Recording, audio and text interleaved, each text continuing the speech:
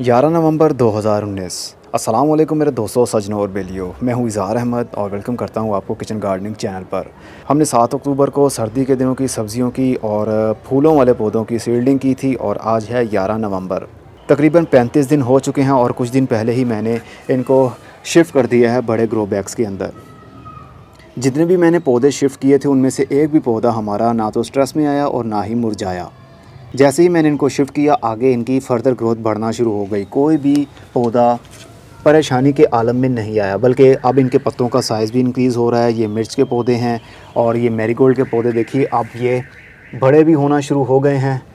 बहुत जल्द ये फूलों पर भी आ जाएंगे। और डालिया के बहुत सारे पौधे थे, अब देखिए इनका साइज़ भी कुछ ही दिनों के अंदर अंदर इंक्रीज़ होना शुरू हो गया है।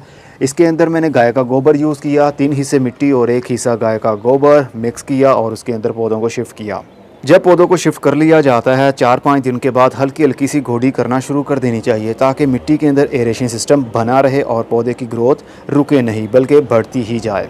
अभी इनको धूप की ज़रूरत है, लेकिन जहाँ पर ये पड़े हुए हैं यहाँ पर पूरे दिन की धूप नहीं आती है। तकरीबन यहाँ 12 बजे के बाद की थोड़ी सी धूप आएगी, लेकिन ब्राइट लाइट पूरा दिन यहाँ पर सूरज की रोशनी आती रहेगी। सभी की ग्रोथ हो रही है, कोई पौधा हमारा मरा नहीं, ना ही कोई बीमारी लगी है, ना ही फंगस ने अटैक किया है फ़िलहाल के लिए। और ये देखिए हमने जो लाल मूली के पौधे ट्रांसप्लांट किए थे, अब इनकी ग्रोथ देखिए कितने बड़े पत्ते हो गए हैं। और ये शलजम है, अभी हो सकता है कि नीचे अब बनना शुरू हो जाए, लेकिन फ़िलहाल अभी कोई लग नहीं रहा कि इसके नीचे कोई बल्ब बना होगा, क्योंकि अभी इनकी एज कम है। तो सारे के सारे पौधे स्टैंड हो चुके हैं। जैसे जैसे ये बढ़ते जाएंगे आप लोगों के साथ मैं शेयर करता जाऊंगा। हो सकता है कि इनके अंदर से नीचे लाल मूली भी, चुकंदर भी बन जाए और शलजम भी बन जाए। कुछ पौधे अभी छोटे गमले के अंदर ही हैं। जैसे ही कोई इनमें से मरता है, यहाँ से कोई पौधा मर गया तो यहाँ से मैं लूँगा और उनको वहाँ पर शिफ्ट कर दूँगा, लेकिन मुझे नहीं लगता कि कोई पौधा मेरा मरेगा। पिछली वीडियो में स्वीट कॉर्न का पौधा दिखाना भूल गया था, मैं याद ही नहीं रह पाया। तो इसकी ग्रोथ हो रही है। एक हमारा पौधा ऐसा है जिसकी सही ग्रोथ चल रही है और एक ये भी है जिसकी ग्रोथ चल रही है। बाकी इसकी ग्रोथ स्लो है लेकिन हो रही है। एक पौधा और था, मैंने उसको उखाड़ दिया। 2 पौधे 2 ग्रो बैग्स के अंदर और भी 2-2 पौधे लगे हुए थे, लेकिन मेरे पास ग्रो बैग्स और मिट्टी ख़त्म हो गई थी। मैंने टमाटर के पौधे शिफ्ट करने थे, इसलिए उनको उखाड़ कर मैंने पौधे शिफ्ट कर दिए टमाटर के। और टिंडा चपनी के पौधे की ग्रोथ भी हो रही है। ये देखिए कितनी अच्छी ग्रोथ हो गई, नए पत्ते काफ़ी ग्रीन आ रहे हैं। और ये पौधा काफ़ी स्ट्रेस में है, इसके ऊपर मिलीबग ने हमला भी किया हुआ है। ये देखिए ये मिलीबग है, वाइट कलर का आपको दिख रहा होगा, इसने हमला किया है। इसका हमला दूर करने के लिए आप सोपी वाटर का स्प्रे कर सकते हैं। शैम्पू लीजिए, उसको पानी के अंदर डालिए, मिक्स कीजिए और उसको स्प्रे कर दीजिए। अभी मैंने बनाया भी हुआ है, ये पड़ा हुआ है। 1.5 लीटर पानी है और इसके अंदर आधा आप चम्मच डाल सकते हैं लिक्विड सोप का, चाहे वो सर धोने वाला शैम्पू हो या फिर मुंह धोने वाला लिक्विड हो। कोई सा भी आप लिक्विड सोप होना चाहिए वो, क्योंकि झाग बन जाती है और झाग से एक पत्तों के ऊपर और नीचे लेयर बन जाएगी, जिसकी वजह से कीड़े उसके साथ चिपक जाएंगे और मर जाएंगे।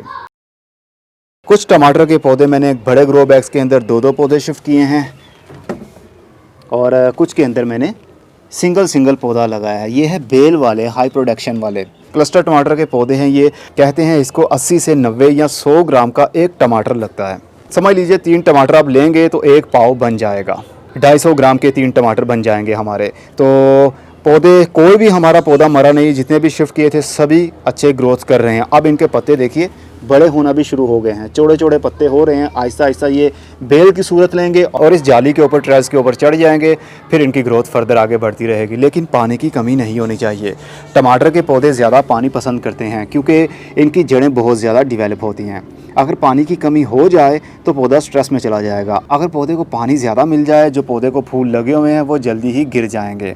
पानी का एक हिसाब रखना पड़ेगा, ना बहुत ज़्यादा पानी और ना बहुत कम पानी, सिर्फ इतना पानी कि उसकी जड़ों की ज़रूरत पूरी होती रहे। अभी कोई खाद मैंने नहीं दी और ना ही मैं देने वाला हूँ। गाय का गोबर जो मिक्स किया हुआ है वही इसके अंदर ऐड है, और अगर फ्यूचर में ज़रूरत पड़ती है तो मैं इसको कंपोस्ट टी दूँगा, गाय के गोबर की कंपोस्ट टी। और मेथी अभी तक मेरे पास बची हुई है, ये भी आज मैं इसको काट लूँगा और अपने परिंदों के केज के अंदर डाल दूँगा। यहाँ पर आइसबर्ग पड़ी होती थी, उसको मैंने निकाल कर परिंदों के केज में डाल दिया, वो खा गए बहुत खुशी से। और ये है हमारी ब्रोकली के पौधों की ग्रोथ चल रही है।